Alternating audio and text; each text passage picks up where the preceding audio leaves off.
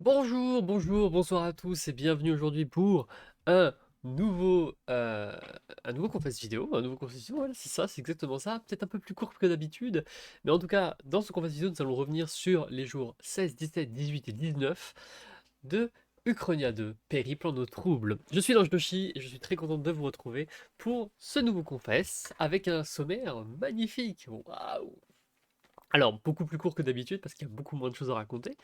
Mais quand même, il faut raconter. Alors, petite précision quand même, parce que actuellement, on est au jour, je crois, dans l'ORG, on est au jour 22, je crois. Donc forcément, on a un décalage de 3 jours par rapport aux conférences vidéo. Mais c'est normal, c'est que j'attends certains éléments pour pouvoir discuter. Donc c'est normal, si durant ce conseil, nous ne parlerons pas des jours 20, 21 et 22, nous parlerons que de ce qui s'est passé par le passé. Voilà, voilà. Donc, si par exemple je ne parle pas de l'épreuve qui a eu lieu durant le chapitre 6, c'est-à-dire l'épreuve à la recherche de Barbe Jaune, je crois, c'est ça qu'elle s'appelle l'épreuve, c'est normal, puisque je la garde pour le prochain confesse vidéo.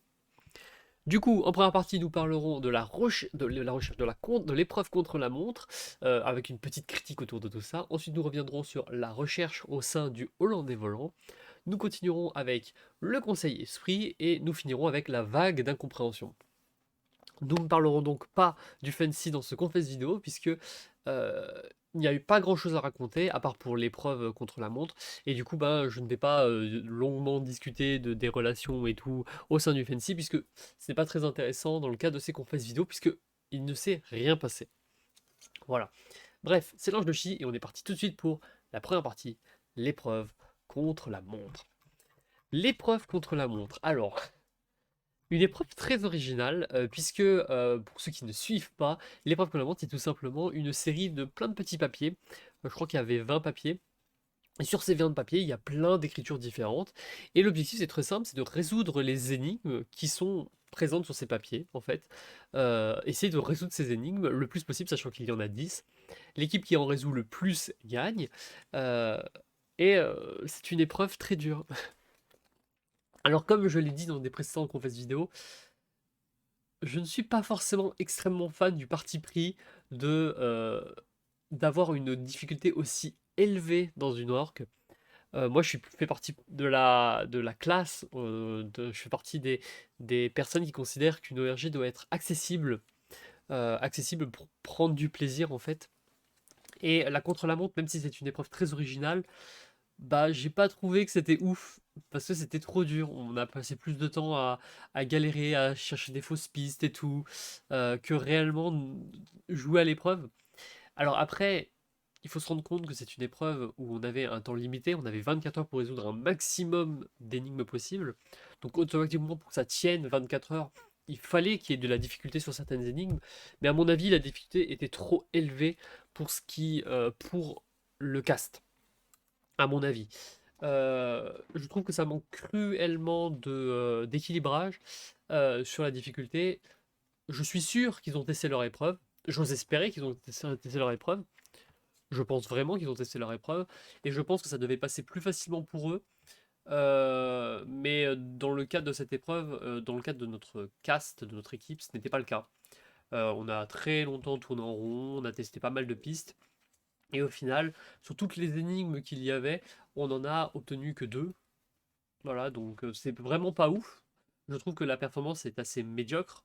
Il faut savoir un truc. J'ai proposé quelques pistes d'amélioration. Moi, c'est pas seulement ce que je propose comme piste d'amélioration. C'est au lieu de rajouter en plus des papiers des possibilités à l'équipe de prendre des indices. Par exemple, toutes les heures, ils déverrouillent un petit papier à indice qu'ils peuvent récupérer. Et ce papier indice, c'est soit un indice qui est prédéterminé, soit un indice aléatoire parmi une liste de 10 indices. Et qui permettrait du coup d'avancer sur certaines énigmes. Parce qu'en fait, la force de cette épreuve, enfin la force, je sais pas si c'est vraiment une force, mais l'un des points de l'épreuve qui est important à noter, c'est que lorsqu'on résout une énigme, forcément, ce qu'on a utilisé n'est plus utilisable. C'est-à-dire que c'est utilisable que pour une seule énigme. Et donc, du coup, plus on avance, moins on a d'éléments et plus on peut faire le tri. Mais le problème, c'est que là, il y avait trop. Il y avait trop de trucs sur les papiers, il y avait beaucoup trop de trucs. On n'avait pas à trouver qui allait avec quoi. L'objectif, c'est de nous perdre, clairement. C'est l'objectif. Il faut que ça tienne 24 heures. Mais là, c'était trop. on était trop perdus, et la preuve, au final, malgré 24 heures de recherche, on avait à chaque fois des pistes, mais pas des pistes qui menaient à une bonne réponse. Par exemple, reste pas convaincu par l'énigme RVB, à mon avis. L'énigme RVB n'était pas claire dans le sens où ils auraient dû tourner le croix-croix-rond à l'horizontale plutôt que de le mettre à la verticale. Parce que du coup, le mettre à la verticale, ça invitait les gens à faire une recherche sur les éléments verticaux. Je sais pas. Alors, c'est peut-être mon âme d'infographiste, quelqu'un qui travaille dans la communication qui parle, parce que c'est vrai que quand tu fais une publication, quand tu fais une création, une publicité, tu réfléchis à un sens de lecture, à une manière de réfléchir. Et c'est mon a priori, c'est que je pense certainement que, étant donné que je bosse dans la communication, j'ai une approche totalement différente de la manière de voir l'épreuve. Et du coup, je prends pas plaisir, parce que du coup, je trouve que c'est pas logique. Par exemple, le coup des papiers, je crois que c'est une ligne qu'on a trouvée où il faut tourner les papiers dans un certain sens pour les mettre. Je trouve que c'est pas clair. C'est en mode, ah oui, on pouvait tourner les papiers, on peut les mettre comme on veut, etc. Pourquoi on peut tourner les papiers? Comment on sait qu'on doit tourner un papier? Il y a plein de trucs qui sont pas clairs à mon avis. Et c'est dommage. Voilà, ah, c'est frustrant parce que ça aurait pu être mieux. Voilà, c'est un peu frustrant dans le sens. Voilà. Donc en tout cas, moi, alors la caméra ne marchait plus. Donc je ne sais pas ce qui s'est passé. Je suppose, je sais. Je sais pas si c'est mais en tout cas, voilà, je suis de retour. Ce que je disais donc, c'est que l'épreuve, pas convaincu sur le long. Je pense qu'il y avait moyen de l'améliorer, peut-être la rendre un peu moins difficile, peut-être améliorer avec peut-être un système d'aide aux joueurs. Par exemple, si on est bloqué pendant, au bout d'une ou 2 heures, on a un indice, peut-être, sur une des énigmes. Il y avait moyen de l'améliorer, voilà. Donc, pas convaincu. Voilà, pas convaincu. Voilà. En plus de ça, il y avait une fausse piste au milieu de tout ça, donc ça n'allait absolument pas nous aider. Voilà. Du coup, voilà, une épreuve qui se termine. On avait fait, du coup, comme je vous ai dit, un score de 2. On a trouvé 2 énigmes, et une assez dure et une plutôt un peu plus simple par rapport au reste, mais ça reste horrible. Certaines choses qui sont tellement pas logiques, c'était vraiment horrible. Et au final, on s'attendait clairement à perdre, mais on a gagné, puisque l'équipe d'en face a trouvé une seule énigme. Et c'est bien la preuve que cette épreuve était trop dure. C'est bien la preuve, c'est que pour que tout le cast, c'est-à-dire les deux équipes, n'arrivent à trouver que 3 énigmes sur, du coup, 20, parce que techniquement c'est les 10 d'un côté et 10 de l'autre, c'est les 10 mêmes énigmes, mais c'est voilà, 10 de chaque côté. Pour que toute l'entièreté du cast ne trouve que 3 énigmes sur les 20, c'est que la difficulté était trop relevée. Et du coup, je rebondis sur un point, c'est que depuis le début, je dis que la difficulté est très élevée, que ce soit pour la recherche d'avantages. Alors, bon, pour le coup, pour la recherche d'avantages sur Fantasy, j'ai pas pu trop tester puisque je suis arrivé trop en retard. Je le savais pas. Par contre, pour la recherche hollandais volant, c'est trop dur puisque aucune immunité n'est sortie de tout le hollandais volant, en tout cas de la partie où j'étais. Et c'est la preuve que c'était trop dur. Voilà. La difficulté, difficulté, difficulté. Il va falloir apprendre euh, à, euh, à équilibrer. À équilibrer. Voilà, c'est ça. Bref. Du coup, on va passer à la recherche, puisque ça fait un bon rebondis, puisque sur le Hollandais volant, une recherche a eu lieu. Donc, vu qu'on a gagné l'épreuve sur Fancy, on était tranquille. C'est d'ailleurs pour ça que je ne veux pas parler de Fancy. Bah forcément, y a rien à se passer en fait. À partir du moment où t'as pas de conseils, il n'y a pas trop de discussions qui ont lieu. Donc à part les classiques discussions avec Boba où on discute, où Boba me révèle qu'il a un collier, une idole et tout, c'est pas grand chose à dire. Voilà, il n'y a pas grand chose à dire. C'est du classique. Par contre, sur le développement, du coup, il y a des trucs à raconter. Puisqu'on a des conseils obligatoires et surtout on a la recherche. La recherche, ça fait longtemps que je n'en ai pas parlé. Il y a eu pas mal de pistes qui m'ont permis d'avancer au sein de cette recherche, mais je, comme pour l'épreuve contre la montre, je maintiens que c'est trop dur. C'est trop dur, vraiment trop dur. Alors, encore une fois, je ne sais pas si c'est moi ou si c'est moi qui suis nul ou si c'est vraiment la recherche en elle-même qui est très dure. Mais moi qui étais convaincu par la recherche dans le sens où je trouvais ça trop cool, dans le sens où ce que j'aimais beaucoup avec cette recherche, c'est que déjà c'était étalé dans le temps, c'est-à-dire qu'il y avait moyen de trouver, mais je trouve que c'est trop étalé dans le temps par sa difficulté en fait. Euh, à mon avis, la recherche aurait dû être plus courte de au moins 2-3 énigmes par-ci par-là, afin de faciliter la récupération d'une idole. La récupération, enfin pas de l'idole, mais de l'immunité en fait. Parce que l'intérêt du Hollandais volant, c'est que justement, on ne sait pas qui est immunisé pour le prochain conseil. Et du coup, on prévoit des énigmes, des choses qui finalement ne peuvent pas avoir lieu. Mais le problème, c'est que si personne n'est immunisé, eh ben, ça ne sert à rien en fait. Ça ne sert à rien d'avoir mis en place ce système de règles où on est sûr qu'une immunité sorte. Et je reste convaincu que euh, c'est un gâchis de recherche d'avantages, c'est un gâchis du coup du Hollandais volant, parce que pour moi, le Hollandais volant était tellement intéressant si justement il y a des équipes qui se mettent en place, on discute ensemble, mais ouais, on va éliminer telle personne, et puis finalement, paf, cette personne sort une immunité et on est foutu. Surtout que dans les règles même du Hollandais volant, dans les règles même du hollandais, c'est précisé que si deux personnes utilisent en même temps leur totem d'immunité, bah, c'est que la première personne qui l'utilise, la deuxième, elle est un peu bloquée. Donc il y avait moyen de créer ce qu'on appelle des blocages en mode, ok, j'ai l'immunité, alors je vais l'utiliser au prochain conseil afin d'être sûr que la prochaine personne ne l'utilise pas. Mais en fait, la recherche était tellement dure que personne n'avait l'immunité, et donc tout le monde savait que personne aurait l'immunité, et du coup, ben ça ne sert à rien de contrer des trucs, vu que personne n'a l'immunité en fait. Et du coup, c'est horrible dans le sens où il y avait un potentiel, il y avait un vrai potentiel du lors d'un abandon et il n'a pas eu lieu. Alors, ça ne veut pas dire qu'il n'aura pas eu lieu dans les prochains conseils, mais on est quand même, je crois, je sais plus on était à combienième conseil, mais je crois qu'on était au quatrième conseil esprit, et toujours aucune unité. C'est trop tardif, et c'est d'autant plus frustrant que il y avait un potentiel, et j'étais quand j'ai vu l'idée du land dévolant, je trouve que l'idée était vraiment très très bonne. Voilà. C'était horrible. C'était horrible d'avoir cette sensation de ah, c'est trop bien, mais c'est pas utilisable. C'est un peu comme les talismans de la GC6 où le potentiel est là, il est présent, mais il est mal exploité. Et du coup, c'est pas viable de l'utiliser. Par exemple, le talisman de la GC, bon, pour rappel, la GC, la Grenière Compagnie, la saison 6, il y avait des talismans qui étaient utilisables avant une épreuve.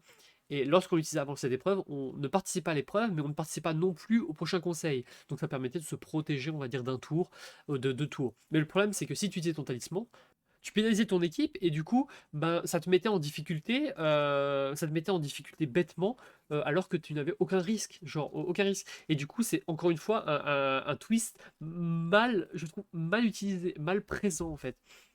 Et là, c'est la même chose avec le land des volants. On a face à nous un twist ultra intelligent qui, je trouve, est vraiment une bonne idée dans le sens où on peut créer des stratégies intercamps et tout. Il est trop bien ce twist, mais je trouve qu'il a un peu pétard mouillé dans le sens où il y avait de l'idée, mais il manque une chose qui fait que il est vraiment viable et vraiment intéressant en fait, en tant que joueuse, et certainement aussi en tant que spectateur, parce que avoir des conseils où tout est prévu à l'avance, bah c'est pas intéressant. Parlons du coup du conseil esprit.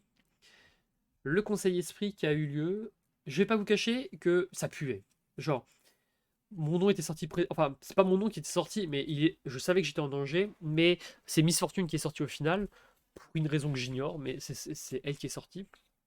Donc moi, ma seule manière de m'en sortir, c'était d'éliminer Thiago, de tenter de pousser sur Thiago en présentant qu'il était dangereux et tout.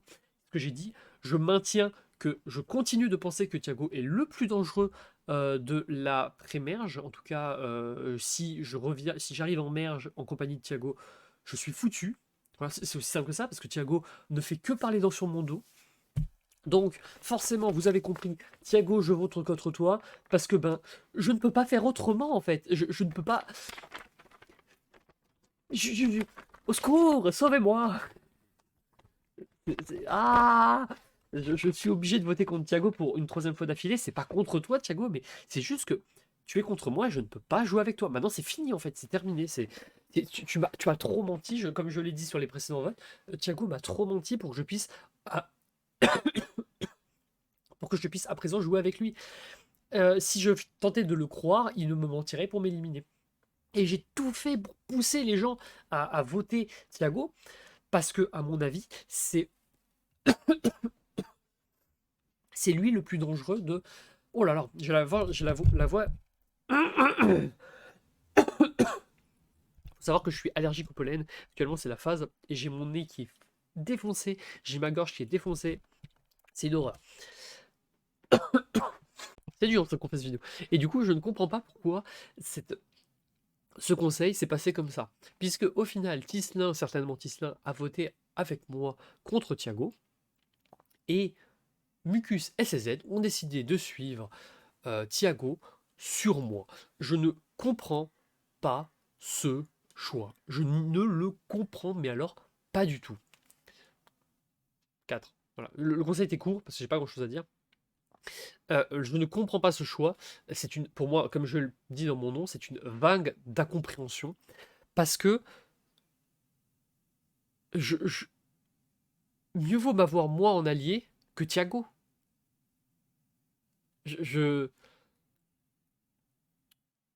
Ce que je veux dire par là, c'est que avec moi dans le cast, avec moi avec Mucus, SSZ, moi, ils étaient assurés de passer le prochain tour parce que j'allais les suivre en fait. SLZ, j'allais le suivre quoi qu'il arrive durant le vote. Donc je ne comprends pas pourquoi m'avoir voté au final. Quel est l'intérêt? Quel est le vrai intérêt d'avoir gardé Thiago? Et en fait, je ne vois pas l'intérêt. Mais je ne vois pas l'intérêt. Parce que Thiago, je continue de penser que même s'il n'a pas l'idol sur le camp Fancy, mais ça je ne le savais pas à ce moment-là, je le supposais parce que c'est l'un des plus intelligents, je ne vais pas le cacher, hein. Voilà, j'envoie une fleur à Thiago quand tu verras. Je trouve que tu es très intelligent, Thiago, et très fort. En termes de jeu chaotique, je trouve qu'il est vraiment très très fort et vraiment, j'ai envie de le winner pick. Voilà, reparti quand tu veux, j'ai envie de te winner pick, voilà. Il a un jeu très chaotique et surtout c'est un chaotique qui fonctionne dans le sens où il arrive bien à tourner les gens contre les autres, à utiliser de fausses informations pour retourner les gens avec lui. C'est incroyable et avec tout ce qui s'est passé, je ne comprends pas comment SSZ et Mucus ont décidé de quand même l'aider. Surtout Mucus, pour le coup, moi j'ai vraiment tout donné pour Mucus. SSZ, je l'ai sauvé. Je ne comprends pas pourquoi ils ne veulent pas me faire confiance à moi. Voilà, je ne comprends pas. Je sais pas ce que j'ai fait, je ne sais pas. Je découvrirai fin de saison certainement, ou quand je me ferai éliminer si c'est avant la merge, avant le jury final. Mais je ne comprends pas ce choix. Titlin, je suppose que. Et le pire, c'est que je suppose que c'est Titlin qui m'a aidé, mais j'en suis même pas sûr, parce que Thiago et Titlin avaient quand même pas mal de liens. Mais je ne vois pas l'intérêt de Titlin de voter, de me voter. Je,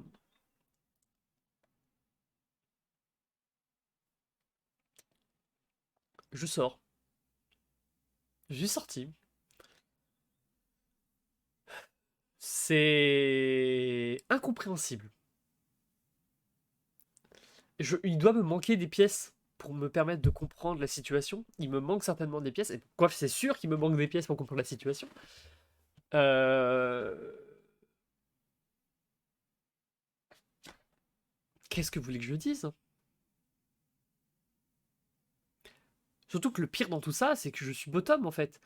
Donc m'avoir en vote, c'était la meilleure manière parce que comme je suis bottom, j'allais forcément les suivre, j'allais forcément ne pas les trahir. Alors que Thiago n'est absolument pas bottom. Je ne comprends pas. Je ne sais pas ce que Thiago leur a dit pour les convaincre de me voter, mais GG. Vraiment GG. D'ailleurs, fin du conseil, j'étais très fair dans le sens. Moi, je considère que quand tu participes à une ORG,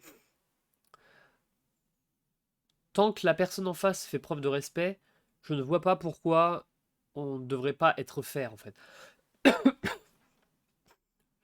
Lorsque je me suis énervé à LKS5, à la fin de LKS5, d'ailleurs je me suis largement excusé, et je m'en excuse encore toujours, euh, c'était parce que je trouve qu'on m'a manqué de respect très fortement sur le conseil là et sur ce qu'on me disait.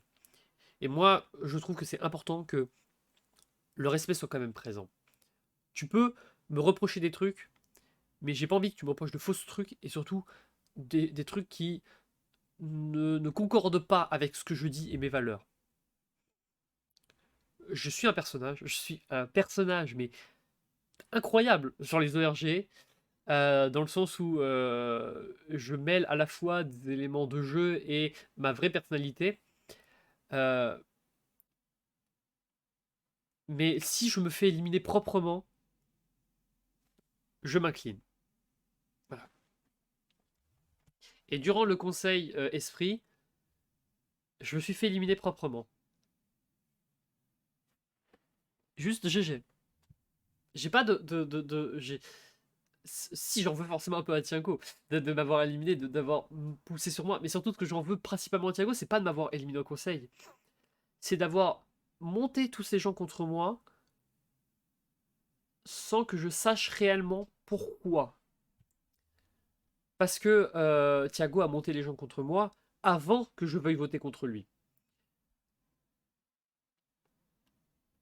Et ça, je sais pas trop. Je sais pas trop pourquoi. Je sais pas trop qu'est-ce que j'ai fait pour mériter ça en quelque sorte. C'est bien beau de dire oui, Boba est dangereux, votons contre lui, et finalement me voter à la fin. C'est facile de dire ça. C'est facile de dire Mucus est dangereux, finalement s'allier avec lui, et ne pas le voter, et de voter moi. Je suppose que je suis vu comme un danger? Peut-être. Je ne le saurais pas, en tout cas pas maintenant. Donc voilà, on sort du camp esprit.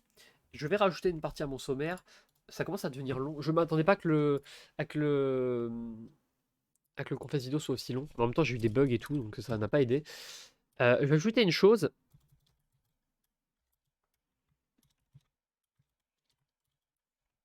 Et après. Cinquième partie. Pas prévu. Là, il y a un truc qui est important à dire, c'est que je sors du Holland des Volants. Mais je suis content de ne pas sortir de l'aventure. Parce que je suppose que le plan de Thiago était de me sortir des deux côtés pour définitivement m'éliminer. Sauf que le plan n'a pas fonctionné parce que j'ai des excellents alliés avec moi sur Fancy. Boba et Miss Fortune sont des amours absolus.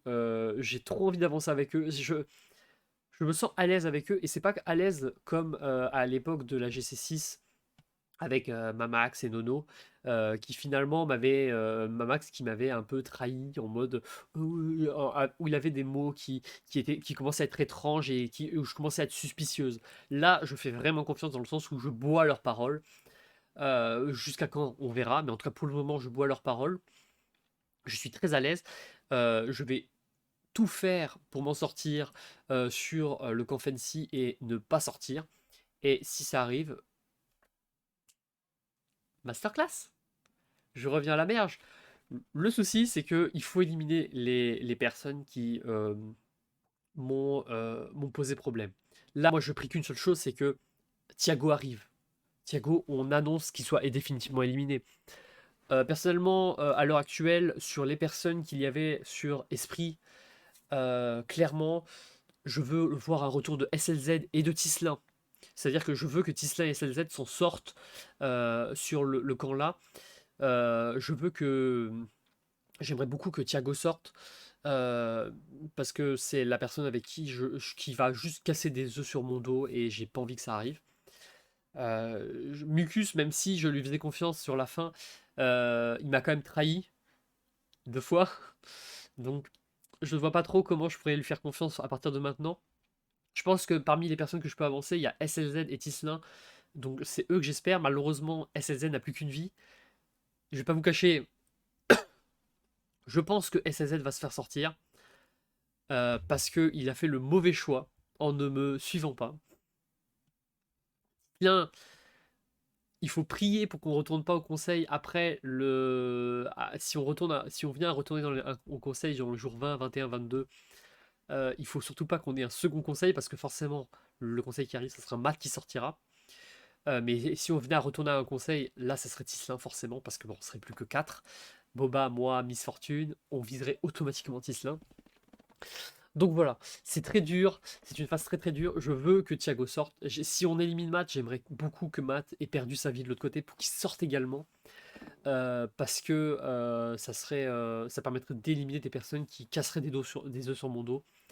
Bref, on découvrira ça dans les prochains épisodes. En tout cas, merci de me soutenir. C'est très dur, mais je tiens. Je tiens, c'est le plus important. Je sors esprit, mais je maintiens mon jeu. Et on est F12, je crois. Car il me semble que Zamga est sorti.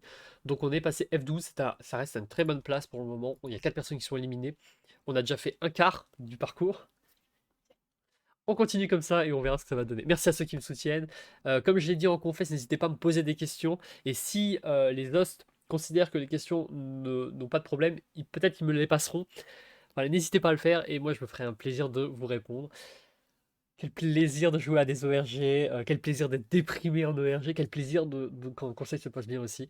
Et on se retrouve bientôt pour de nouvelles aventures. C'est dans le jeu Chi, et on se retrouve pour le prochain confesse vidéo, sous peu, et cette fois-ci j'essaierai d'éviter d'être trop en retard pour vous le faire. Merci beaucoup, et à la prochaine.